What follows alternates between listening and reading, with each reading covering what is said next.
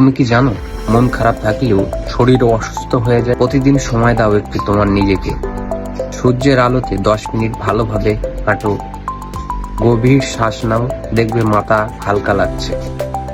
প্রত্যেকদিন পরিমাণ মাফিক পানি খাও, কারণ পানি তোমার ব্রেনকে রাখে ফ্রেশ।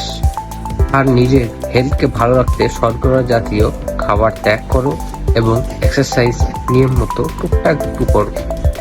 আর সব থেকে ইন্টারেস্টিং গুরুত্বপূর্ণ যে জিনিসটা হলো, মন খুলে ভালোভাবে হাসো, কারণ হাসি হচ্ছে সব থেকে ভালো ঔষধ, যা মানুষের সব থেকে বেশি উপকারী।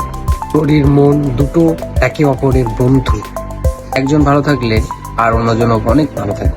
তাই আজকে থেকেই নিজের যত্ন নিন। নিজের হেলথ আর মন দুটোই তোমার সম্পদ। নিজেকে ভালো রাখো, পৃথিবী তোমাকে অনেক ভালো রাখবে।